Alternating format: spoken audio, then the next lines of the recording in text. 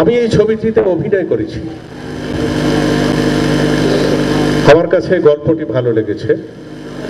আমি এই ছবিটি সেন্সর বোর্ডেও দেখেছি, সেন্সর বোর্ডে দেখে ইকবালকে কংগ্রাচুলেট করেছিলাম যে ইকবাল তুমি একটি ভালো ছবি বানিয়েছ।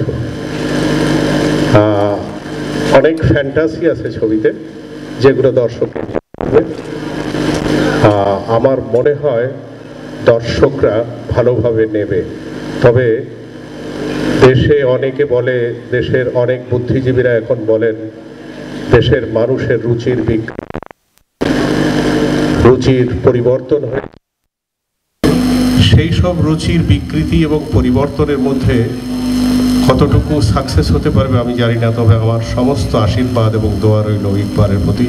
ইকবাল আমার অনেক স্নেহের, ইকবাল অনেক ভালো ছবি বানিয়েছে, ইকবালকে আরও অনেক শুভেচ্ছা। ইকবালের সামনে অনেক শুভ দিন রয়েছে, ভালো দিন, ইকবালের ছবি ভালো যাবে। সবাইকে ধন্যবাদ ও শুভেচ্ছা। সাংবাদিক ভাইরা, আপনারা দয়া করে, আপনারাই এখন প্রচার মাধ্যম, আপনারা দয়া করে, এখন আর খবর আমরা নেই, সিনেমার লোকেরা খবরের কাগজে থাকে না, বিজ্ঞাপনে।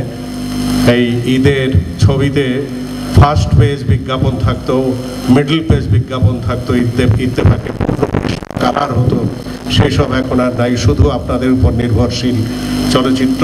এই যে আপনারা যারা সামনে আছেন, আপনারা দয়া করে প্রচার করবেন, শুধু তুলে নিয়ে যাবেন না, ছবিটার প্রচার করবেন, তাহলেই প্রচারেই প্রসার, দর্শকরা দেখবেন। খোদা হাফেজ। থ্যাংক ইউ বড় ভাই।